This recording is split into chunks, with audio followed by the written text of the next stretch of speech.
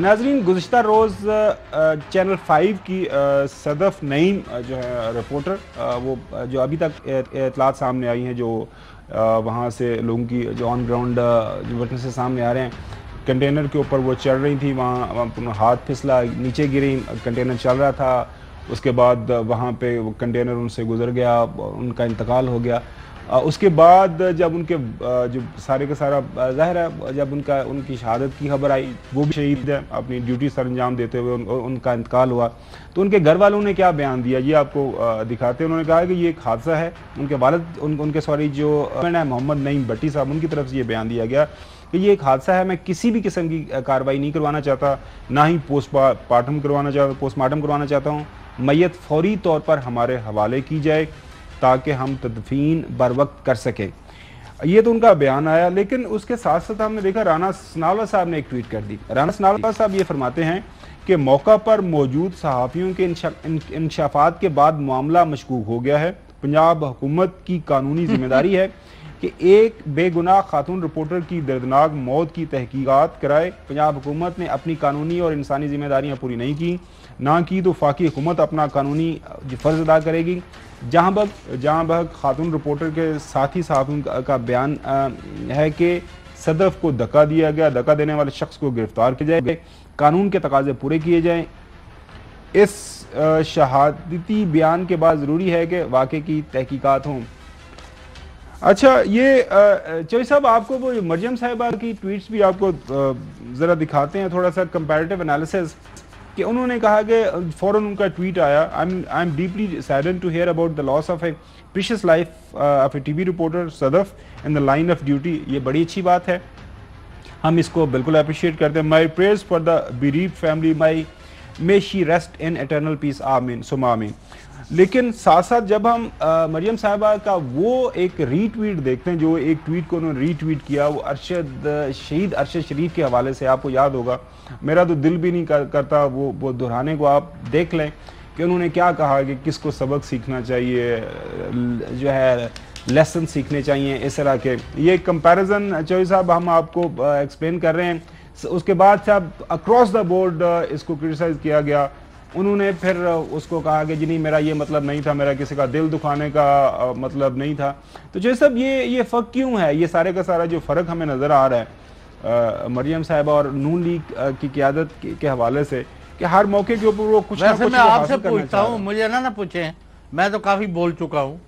آپ خاور گمن اپنے دل پر ہاتھ رکھ کے اللہ کو حاضر ناظر جان کے یہ مجھے بتائیں کہ یہ جو شہباز شریف، یہ نواز شریف، یہ مریم صاحبہ، یہ فضل الرحمان صاحب، یہ آصف علی زرداری اور ان کے ساتھی، اور یہ سارا ان کا ایک جملے میں بیانیہ کیا ہے؟ What are they working for? ان کا نیریٹو کیا ہے اور کیا بیچ رہے ہیں، اور انہوں نے 6 مہینے 7 مہینے میں ملک کے لیے کیا خدمات دی ہیں؟ ذرا مجھے آپ یہ بتا دیں۔ یہ چوہی صاحب مجھے اور آپ کو بتانے کی ضرورت نہیں ہے، وہ پاکستان کی جو خلق خدا ہے، پاکستانی عوام جو ہے وہ بیان کر رہی ہیں، وہ اپنے جو ہے اظہار جو ہے ان کے بیانیے کے اوپر جو رد عمل دے رہی ہیں، وہ انہوں نے ارشد شریف کے جنازے کے اندر شرکت کر کے انہوں لوگوں نے رد عمل دیا۔ وہ کاش آپ اس دن ہوتے یہاں پہ موجود ہو، دیکھتے۔ مجھے پتہ ہے آپ کی طبیعت ٹھیک نہیں تھی، آپ نہیں آ سکے تھے، لیکن اس کے باوجود انہوں نے رات کو آپ کو گرفتار کیا۔ جو ہے چوہی صاحب وہ جنازہ، مطلب ہمیں اللہ نے یہ جو ہے، میں تو یہ کہوں گا ہمارے اوپر بڑا کرم کیا، ہمیں شمولیت کا جو ہے وہ توفیق ملی کہ اتنی بڑی تعداد کے اندر وہاں پہ لوگ موجود تھے، وہ رد عمل لوگوں نے دیا ان کے بیانیے کے خلاف۔ اب یہ جو لانگ مارچ چل رہا ہے اس کے اندر جو پارٹیسپیشن ہم دیکھ رہے ہیں وہ رد عمل ہے۔